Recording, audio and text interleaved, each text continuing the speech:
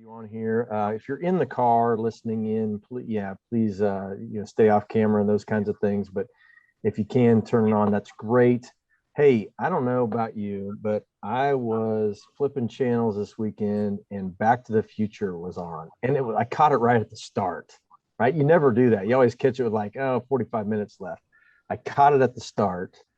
The whole Netflix thing where you can actually watch it at your own pace. I haven't really got into that yet. So I'm still looking at YouTube TV. And anyway, it got me to thinking about Back to the Future. And then I saw that the DeLorean that they used as the time travel vehicle in Back to the Future is actually on display at the National Mall. So I just thought we've got to talk about it. We've got to talk about it. So here's the question today. Talking about time travel, Marty McFly in the first Back to the Future, he went back in time, right? And then I think in the next couple, he went forward and maybe backward, but who watched the second and third one, right? I mean, let's be honest. So if you had the choice, right, to go back in time or forward in time, and I'm going to add this kicker in, if you had the choice to go back in time and teach or go forward in time and teach, which would you choose and why? So I'll just throw that in the chat and give you guys a couple minutes to respond to that. Think through that a little bit. Back in time to teach or forward in time to teach, and a reason why. Ginger, you're not playing well with others, okay? Staying current. No, it's good. It's good. Have you met me? There's why Redesign was like my middle name for a while, because I don't do things that other folks do.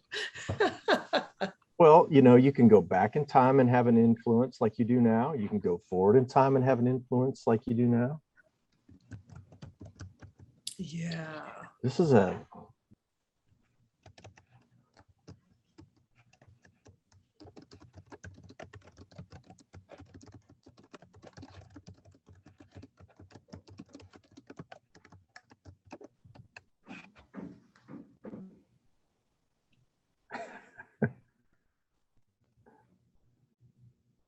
Yeah, John,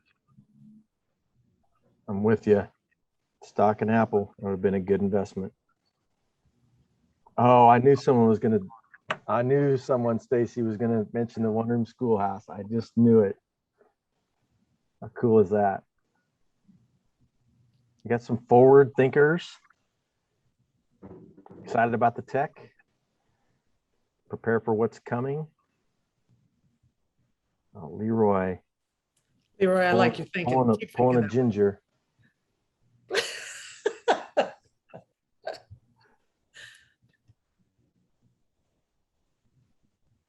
Yeah, Jared, I'm right there with you. Judy, you too.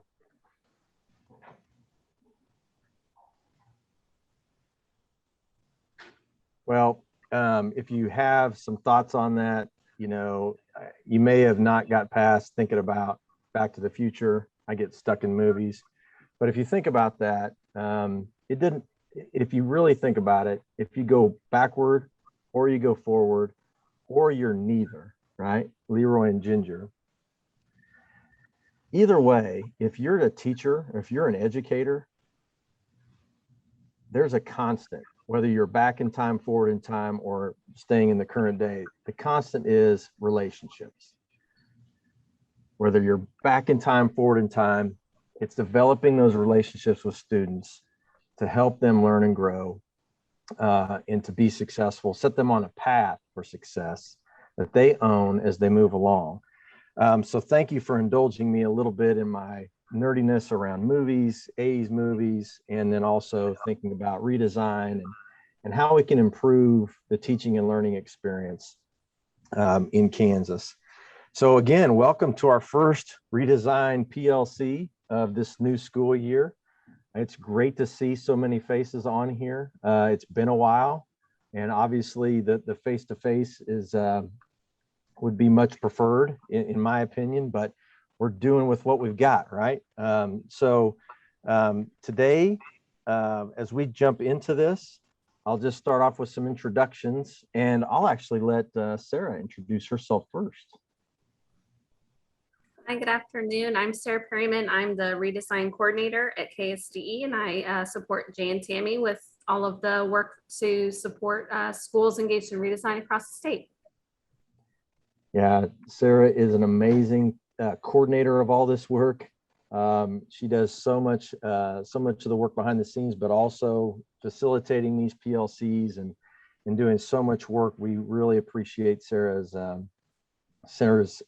efforts in helping us move forward in redesign. Tammy Mitchell is not able to join us today. I think I know everybody, but my name is Jay Scott. I'm the secondary school redesign specialist at KSDE. I'm starting my 10th year at KSDE. This is my 5th year in school redesign. My previous 5 years at KSDE was in the CTE world, where I love that time, and it just made a nice progression from CTE into redesign. And then before that, I was 15 years as a teacher and administrator in public schools here in Northeast Kansas. So excited to be with you today. And I think you're going to love our guests, experts, and what they have to share with you today. So we're super excited to get to that. So speaking of that, I'm going to turn it back over to Sarah to talk a little bit about our PLCs this year. Yep, thanks, Jay. So we really love these opportunities to get our school teams together to talk about topics that are related to redesign, that support that work, that can kind of keep you on that path of continuous improvement. So our themes this year center around engagement. So how can we build engaging relationships? And then how can you use that to make your school more engaging, to help you make sure that each student is successful? And so the format that we want to establish for these PLCs really centers around those 4 disciplines of execution that we teach through that redesign plan year. So every month establishing a focus, providing you with some strategies that might lead you to success in that topic area, and then encouraging you to think about how you're going to measure that and stay accountable. And hopefully these PLCs can be that accountability partner for you. It's this place where you can come get those bite-sized things that you can try, but then also have this as a support network where you can collaborate with your peers, build those relationships, and then just continue to stay engaged in that improvement process and that work. So we're really excited to kick this off and to have you join us.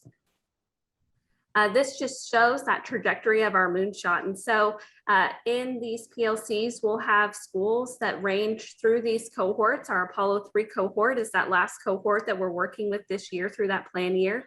But we have about 190 schools and just over 70 districts that are working with us to continue to improve what it is they're doing to meet the needs of each student. And so we're excited to see how far this project has come. How many schools have chosen to engage and to redesign and do things differently. And we're excited to get you all together across these different cohorts to share your collective learning and experience together. So just to kind of show that big picture of redesign, where we've been, where we are, and where we hope to go in the future. And so with that, I'll turn it over to Jay. We'll do a quick Menti. Oh yeah, let's get the Menti rolling. So if you've got a phone near you, or if you've got a tablet maybe beside your computer, it usually works better if you use your device, your phone or a tablet. But if you go to menti.com and you enter that code 10984177, or I didn't know you could do this. I think Sarah showed me how to do this. You can actually, if you have the slides pulled up, you can click that link and it should take you directly to the Menti poll question. But we wanted to start off, we call it a soft start question, but it's a serious question. What has sparked joy for you so far this school year? Now before everybody got on, we were talking to Andrea about a class that she had this year that they had the reputation of being somewhat challenging, but they're not living up to their reputation. So that sounded like some joy from Andrea, but what's something for you that has sparked joy since the school year started? Just give you a couple minutes.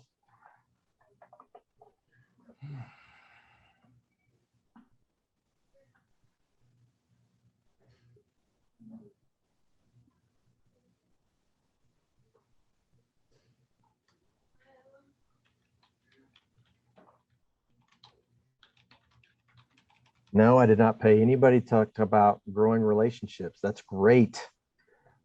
Your new role on a great team. That's exciting. New position with a great new staff. Got a couple people in new positions. That's wonderful. Best start ever for the homeroom advocacy program, and launched it this year. Wonderful. All students back on site. Wow, did we ever think that that would be sparking joy like never before? Students are working hard together, making changes and growing together.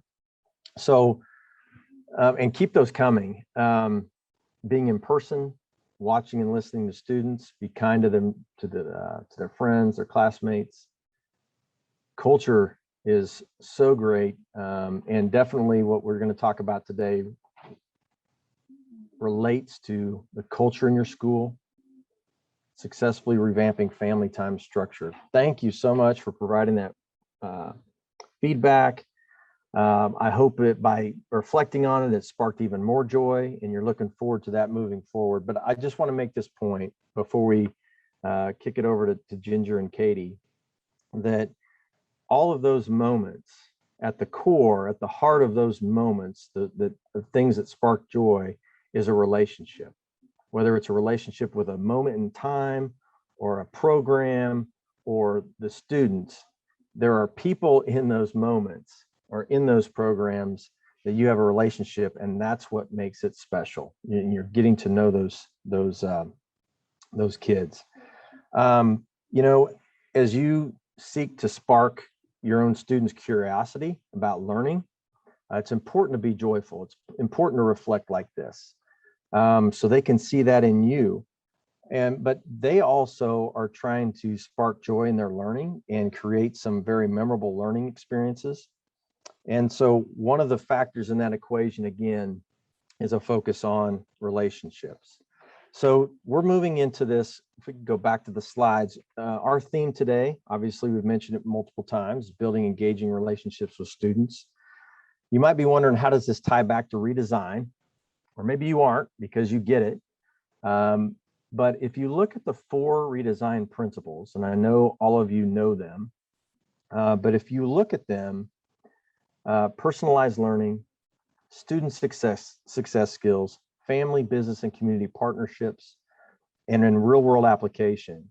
If you think about those, all of those require strong relationships with students to really make them pop in your school. So today we are lucky enough to have 2 educational experts in building relationships who know a thing or two and are going to share a thing or two with you today. So we're so happy to have Ginger and Katie from SDAC with us today to talk to you about building relationships. They've been part of the school redesign effort from its inception, and they had a lot of these ideas about school redesign before we even called it redesign. They've led the redesign project there in their region for the last 3 years. They're beginning their 4th year with our Apollo 3 schools this year. They have a wide variety of skills and expertise in education. And honestly, we're just lucky to get them to sit down for 35 to 40 minutes today to share with you, because they are very, very busy, actively engaged with schools and supporting schools. So with that, I will turn it over to Ginger and Katie. Welcome. My gosh, thanks, Jay. You've just said a mouthful right there. And my numbers aren't great, but I'm gonna share a few numbers here. Ginger Lewin here. And you said you were starting your 11th year at KSDE? I'm starting my 11th year at SDAC. How crazy is that? 10th. Start my 10th. I'm a year behind you, but I'm catching up. I think that's how it works, right? I can catch up. Is that how that? I don't hope you don't catch up. That means that somebody's changed some things. Yeah, I'm starting my 29th year in education. So as an educator, so that's fun. And I'll go ahead and tell you, I did flip to the end of the book for today's PLC, and I was the one who typed in growing relationships. I kind of got a sneak peek. Sorry, man. So because I kind of knew that's what it was about. So yesterday we ran the PLC, and whoever came up with that as 2 days is genius, because some of us were real busy yesterday. And so thanks, Katie ran yesterday's. And so she looked at me and said, hey, do your share, run it today.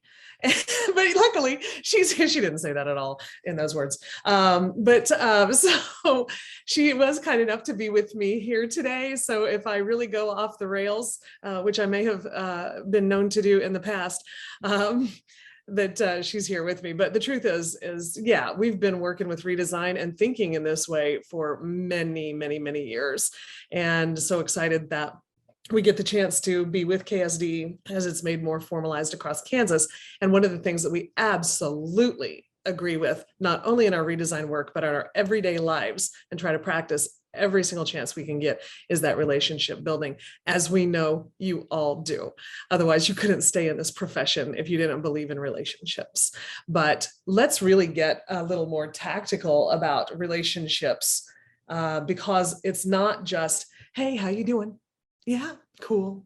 It's really a lot more strategic than that. And growing relationships is, I don't know how many times I've gone into a school where people say, yeah, I swear I have a relationship with this kid. And you ask the kid and they're like, nope. And that's sad. It's really sad, because I've been that kid.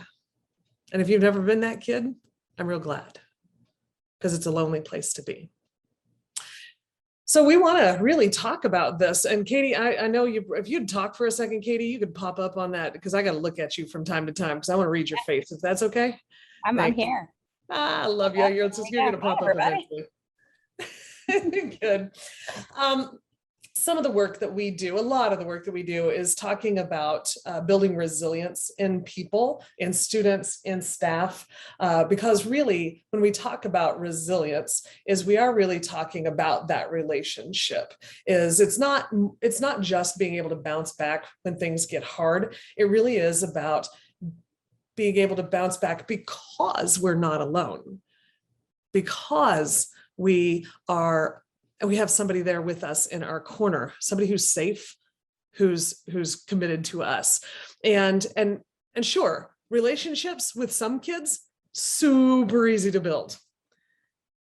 I'm guessing that in your redesign, those aren't always the kids that are on the front of the burner when you're thinking about relationships that might be missing. And so we want to talk about some of the kids, and I'm going to say too, Katie, can I say this out loud? Maybe some of our colleagues too, who may be struggling with having those relationships for many different reasons. And what was that one stable, committed relationship with someone who is supportive in their lives? We cannot save every single person. We can't. I, as a human being, cannot work with every single kid in the school and save every single one.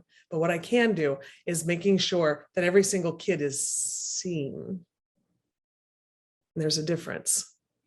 And that together as a staff, when we're getting really strategic and intentional with our redesign process and thinking about what it is we're doing beyond just, let's build relationships and talk to them from time to time, that there's more to it than that.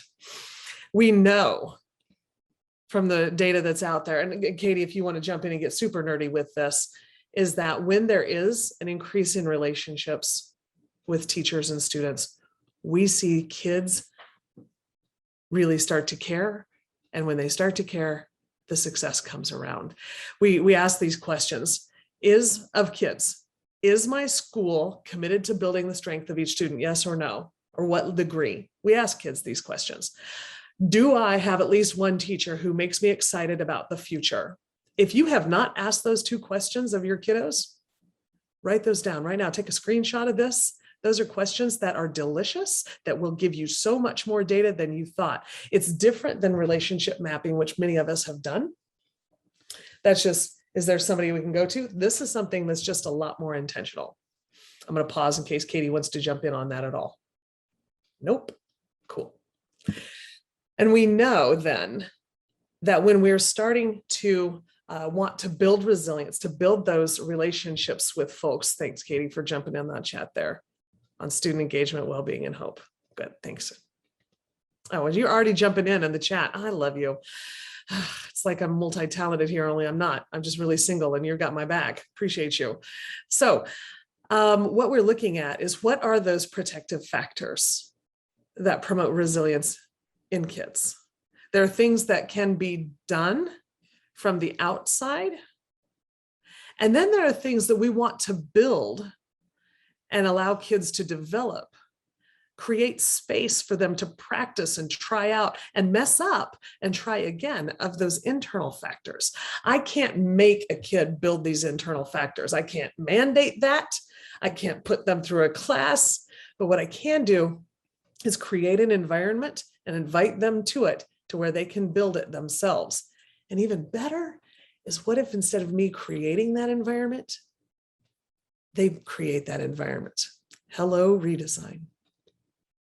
Which of these do you currently have inside your redesign process? I'm glad you asked that question, whether you asked that or not. These strong, safe relationships, opportunities to contribute. That's so important, is that I want to be able to contribute to my community and feel that it's worthy and it's important and somebody valued what I was contributing, as well as receive. Have you ever been a part of an organization where you felt they just gave to you and you weren't able to give back? If you haven't, good for you. It starts to feel really bad. We've got to have that two-way relationship where I can contribute and receive. So let's look at some of these external factors just a lot closer. Yeah.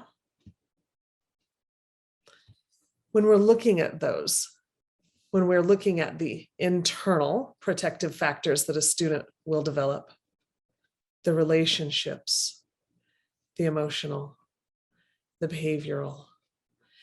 If you think about your redesign goals, and I do want to give you some time here to really think about this. When you think about your redesign goals, which of these are touched more often? And which of these might not be touched enough in order to really have a full menu, a full buffet of protective factors for each of our kids? I'm going to let you take a look at that and think about that for a second.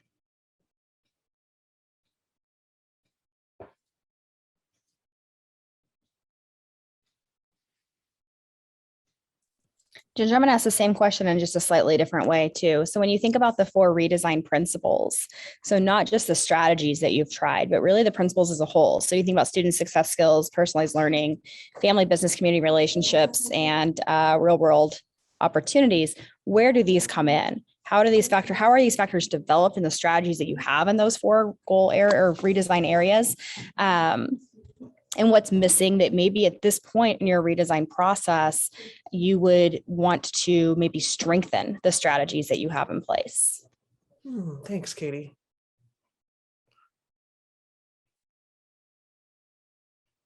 We'd love for any of you to unmute or put into chat or kind of talk to us at this point. What are you thinking? What does this bring up for you? Which ones do you think you're doing pretty darn well with, or which of the really principles? It's the end of the day, right? Words. Which of the principles do you see in there? Where do you see the principles inside?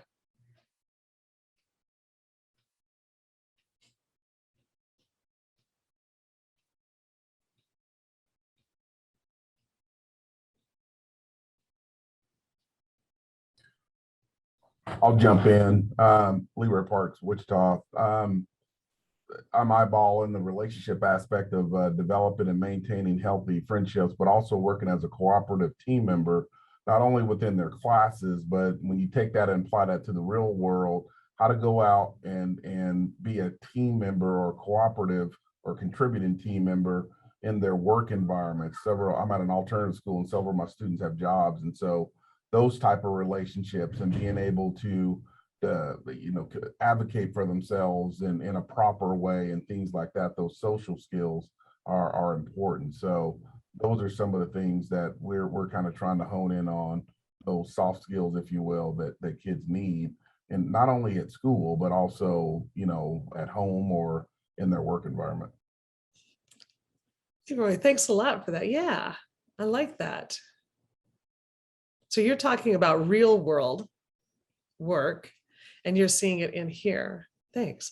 Brian, you dropped into chat there. You see the self-regulation skills being your focus. Yeah, beautiful. We're seeing that over here. And where do you see those? If I can, Brian, put you on the spot, and you can type it in or unmute however you would like. Where are the self-regulation strategies and those skills? Where are those jumping out on your on the 4 principles? Do you see? Are they part of the real world? Are they part of student success skills? Are they part of the personal? Which one of the 4 principles do you see those impacting?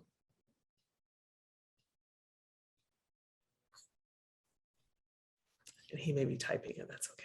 Yeah, Ginger is Brian maybe is typing there. I think one of the things I notice is that, sorry, there's a floating plant coming into place from the child sitting next to me.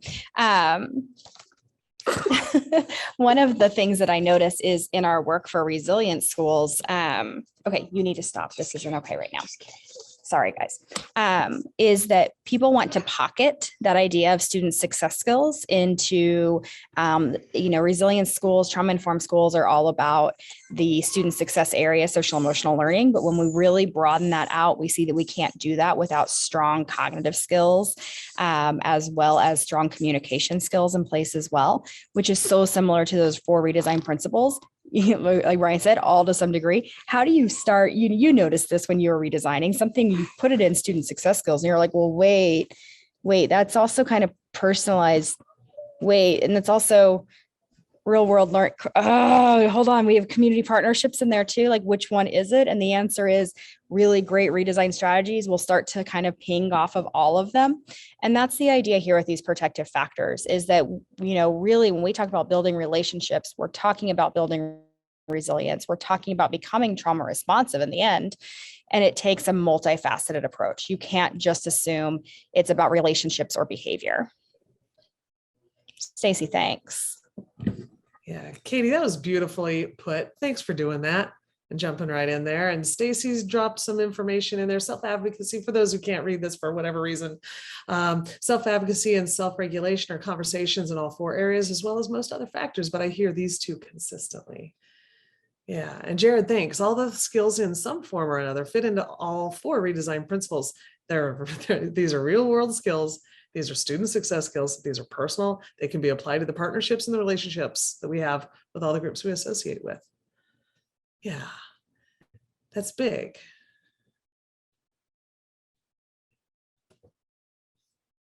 So what we're looking at here then is that something that you knew. Yeah, we know that relationships are really, really important, but what we're doing is looking at them from more than just the general relationships, but looking at how when we are really building relationships, that these are the things that people want to feel. They want to feel the internal factors, the cognitive, the communication, the behavioral skills in order to have that good, strong relationship in there. Katie, you want to move on to the next piece? Is that all right? I think so. We're going to do this.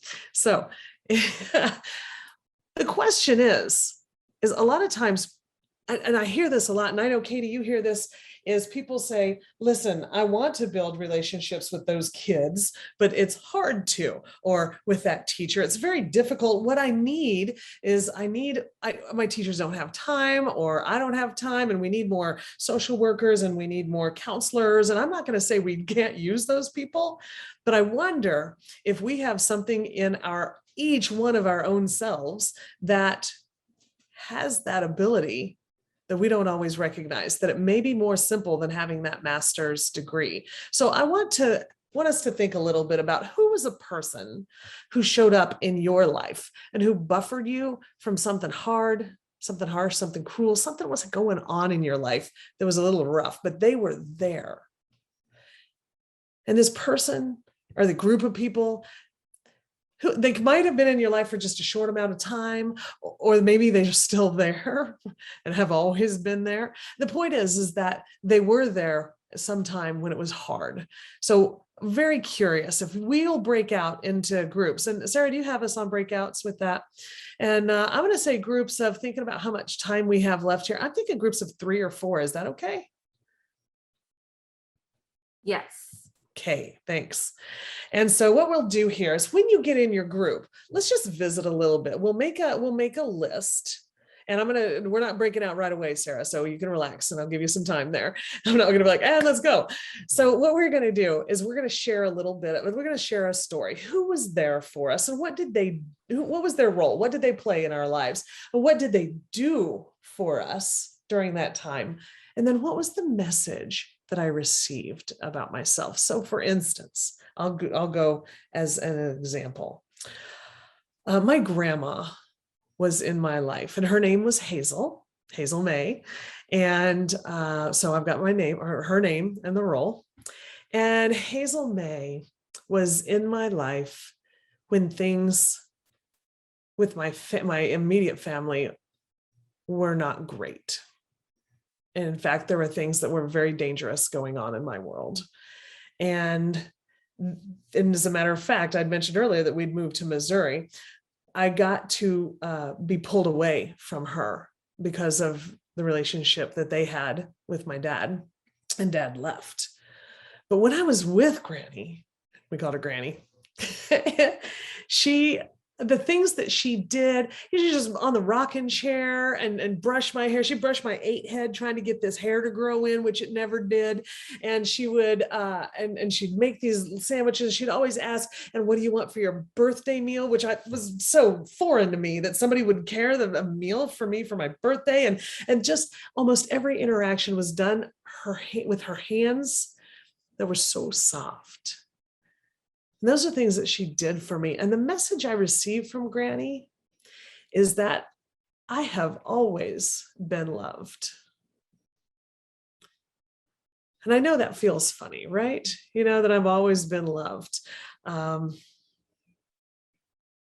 so sorry. I didn't hear anybody interrupt. Thanks. Sorry about that. I'm just distracted there. So I would love it if you would. Once you go through this and we make the list. And Katie, did you actually have them put it down onto a piece of paper, or are they going to drop it into chat, or what are we going to do? They're going to come up when we get back. Yeah. When we get back, we will just share our role and the role that the person played and just kind of see what patterns we notice. So really you're just kind of going through and identifying that person and hold that message with you. But we're going to talk about when we come back is who were they? What role did they play in our lives? Absolutely. Okay. So if everybody's clear with that, ask questions now if you have no. All right, we're good. Sarah, will you move us out? And if anybody has questions, you can stay. How long? Oh, that's a good question. Yeah, this is time. In groups of 3 or 4, let's say 6 minutes. 7 minutes. And you know me in time. We're not friends. I'll open the rooms now. Thank you.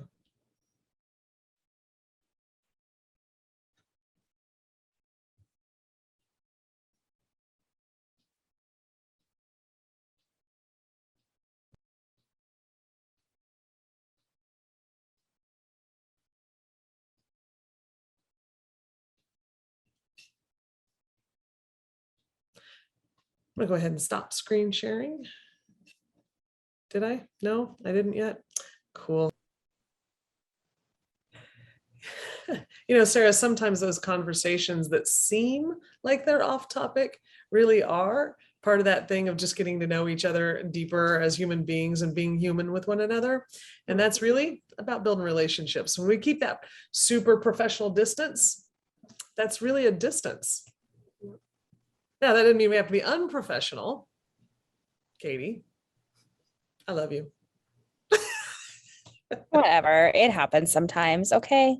Yes, it does. Yeah. We talked about that this morning.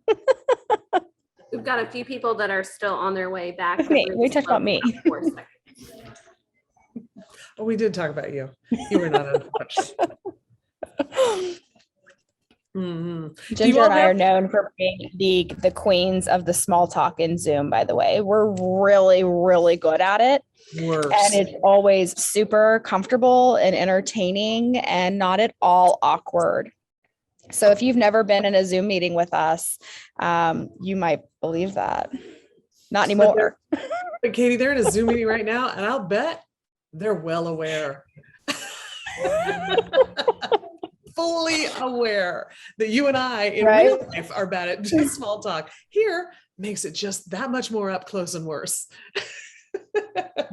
Everyone's back. So as you came back, tell us just recorded. in chat, it's hard transition here.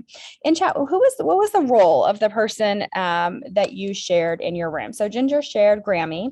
I typically share a teacher that I had. Who else thanks. Who else did you talk about today? What was the role? Thanks, Stacy. Thanks, Andrea. Yeah. I always love looking at this list.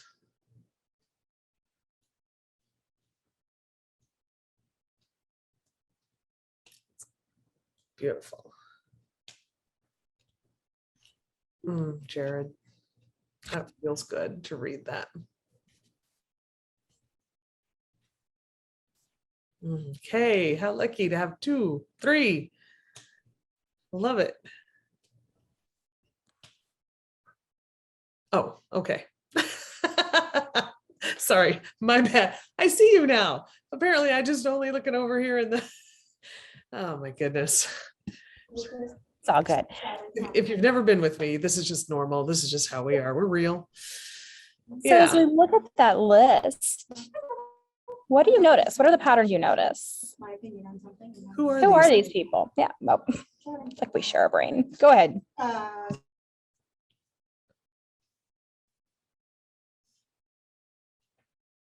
You feel free to unmute there. And so who are these people? Yeah, thanks, Sarah. Lots of family members. Is there anybody on there who has some sort of master's degree in super high level psychology? They've written a book on psychology and have they got their, are these people super geniuses trained in all the ways of social work with kids? But they're not, are they? They're just normal humans. And what is it that they did? If we start to think about and make that list of what they did for you, what would that look like? Let's make that list in the chat. What are some of the things that they did?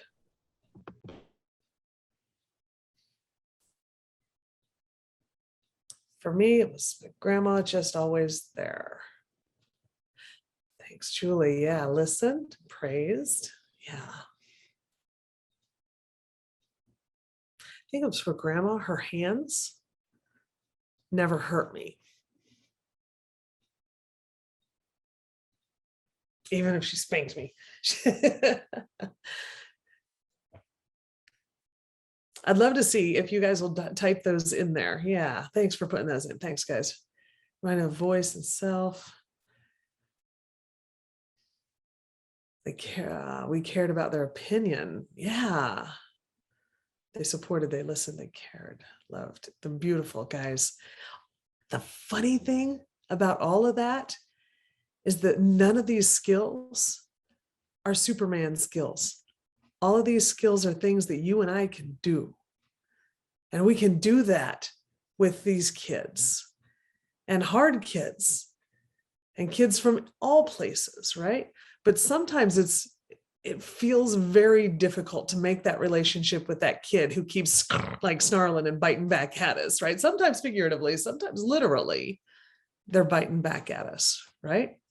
So what is it that we can do with those kids? Katie, am I jumping ahead? Anything else you want to put a punctuation mark on that particular place? That message that you came up with, what was the message that they gave you? For me, that I've always been loved. That message that you have, if you want to, drop that into the chat there, because that's a message that you want to hold with you. Keep that close by, because when things start to get a little rough, it's kind of nice to be able to like gaze over at that Post-it note or wherever you put it and say, yeah, that is still true, isn't it?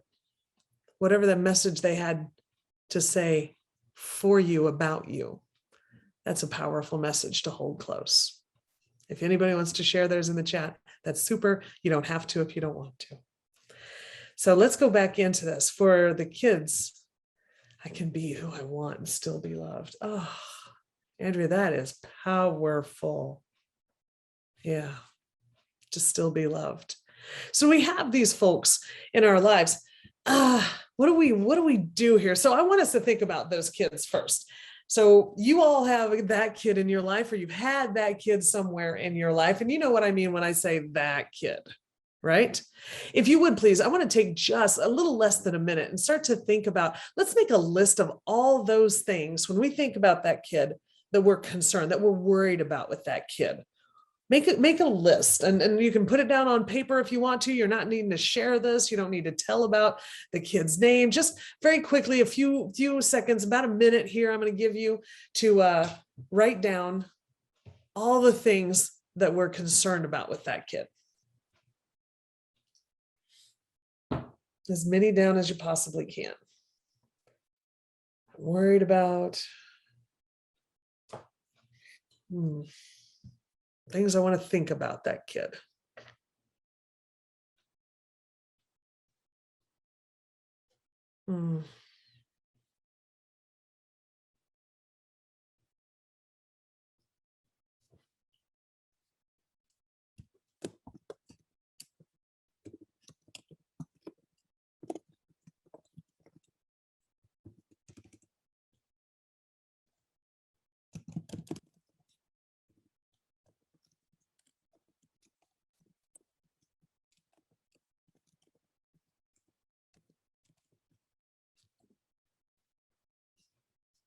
Because I'm not really great with time, is that about a minute? Sarah, I'm looking at you because you're good with time. About a minute? I think so. Yeah. So thanks for making that list, y'all. You have that list? Beautiful. Awesome. Then I want you to go ahead and think about that exact same kid. And now I want you to make a list of all the things about them that is their strength, the things that you know is good about them in this world. What are their skills, their hobbies, what makes them smile, those sorts of things. So let's make that list. I'll give you about a minute to do that. Think about that same kid.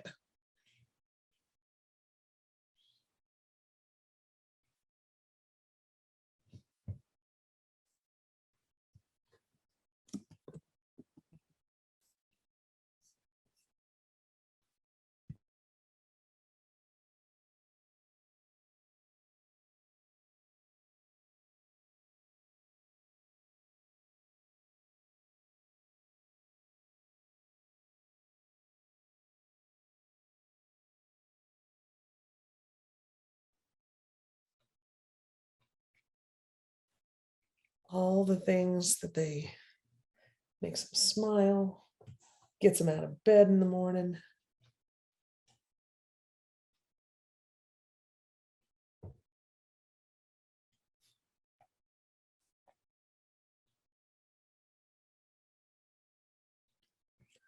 My guess is that when you picked that kid, you picked a kid that you know pretty darn well, because that's who weighs on our hearts and our heads. And that's who's oftentimes who was always on the tip of my tongue. When I went to bed at night, when I wake up in the morning, I'm thinking about Dustin, right? And when you made that list, question for you, which list was longer? The first one, where we could list out all the deficits, or the one where we could list out all the strengths? Which one was longer? Anybody want to be vulnerable and let us know? Because I know for me, when I think about Dustin, if I was making that same list, I know some things. I know some things about his strengths, but I know a whole lot more about what he's not good at. Anybody else on that same page, or am I the only one alone here saying, when I think about that kid, my first list was longer? Yeah. Yeah.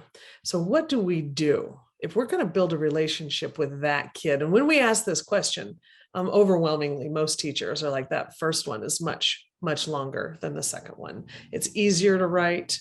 It goes faster. I had to think harder for the second one. So if we're going to build a relationship with that kid, what do we need to start with in order to get to know them? Because if you sit down with that kid and you're like, all right, let's fill out this list here. What do I know? It's creepy and weird. And oftentimes they'll run and different things like that. So one of the strategies, if you don't know this already, this is beautiful. And I assume that people know this, but every group that I've asked to in the past, I'd say 6 months, majority of people say they've never heard of this. The 2x10 strategy. If you have heard of this before, could you type in the chat a Y saying yes? And if you haven't, type in an N in the chat, meaning no, you've never heard of the 2x10 strategy. Thanks, Andrea. Yep, folks have. Okay, good. This is beautiful. I call this chocolate. This is a chance for people to get to learn stuff. So those of you who say yes, listen carefully. See if you guys do something anywhere near to this or a little bit different. But 2x10 strategy really is a very simple strategy that leads to so much more than simple. What it is just what it has right here. The 2 minutes for 10 consecutive days. You're going to sit down with this kid or walk with this kid or go for a jog, whatever. You're going to be with this kid every single day for 2 minutes, no more than 2 minutes. More than that, it gets a little weird. The kid, they'll start to think 2 minutes, and you're going to talk about everything possible except the problem that you're having with the kid or that the kid's having. You're not going to talk about that. You're going to talk about anything else. 2 minutes, 10 days in a row. If the kid misses a day, go back and start again with 10 days. Right? So when we start this, what we're doing is we're working with kids who it's my way. No, I'm going to do this. Or they're flipping tables. They're hiding under the desks. They don't engage at all. People who are brand new to us that we don't know at all. Maybe there's not a struggle. Maybe we just don't know them. Maybe it's a kid we see in the hallway.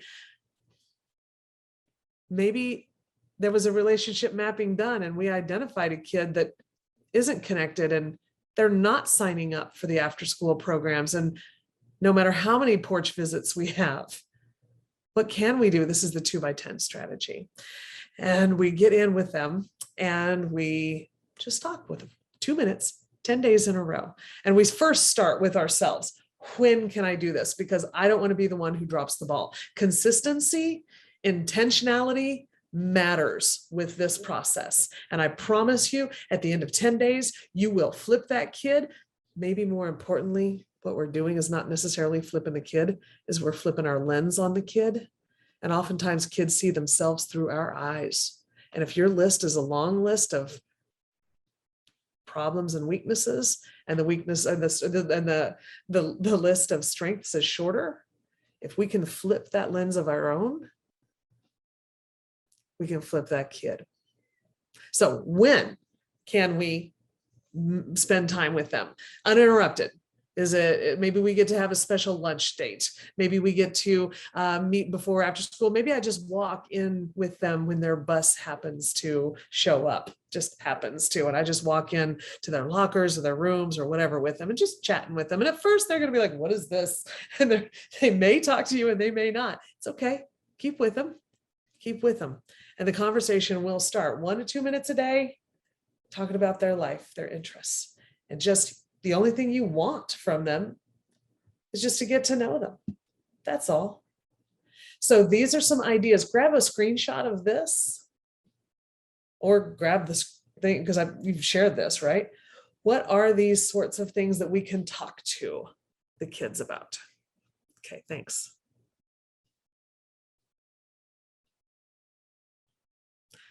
Whatever you do, it's not about the things that are happening in school that are a struggle, the things that you're having troubles with, that you are going to say they're having troubles with.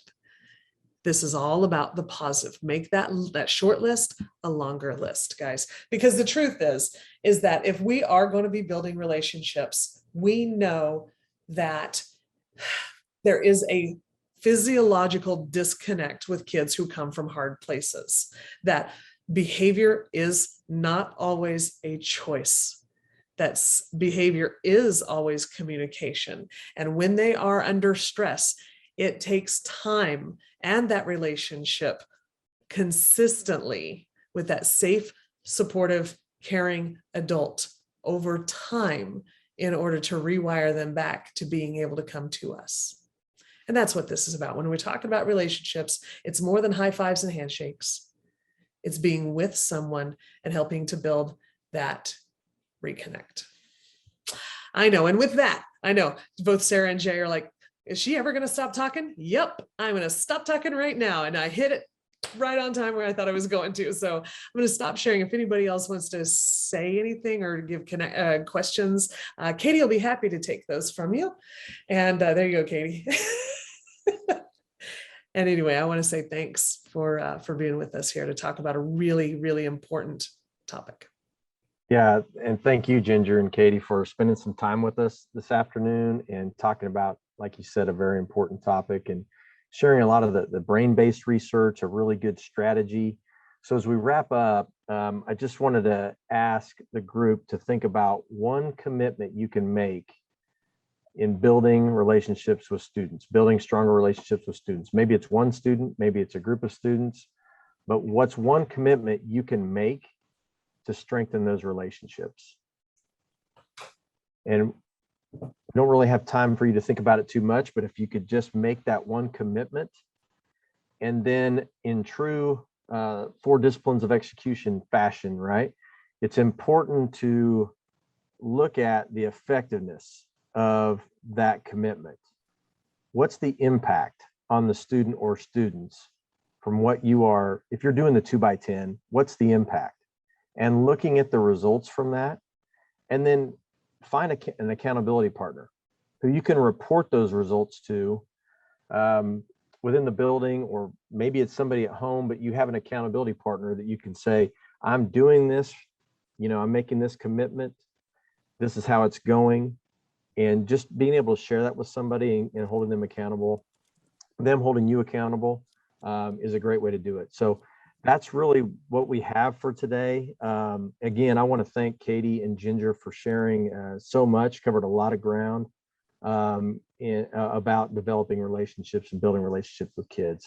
So with that, I will turn it over to Sarah. Thanks, Jay. So I just put in the chat the feedback form. We would just appreciate it if you took a moment or two to complete this survey. It just kind of lets us know what you find valuable about these PLCs and how we can make sure that moving forward, we tailor the content to meet your needs. Katie and Ginger's PowerPoint is on slide 8, and I put the PowerPoint link back in the chat for you. Our next PLCs, again, these are going to be the first Tuesday, Wednesday of each month.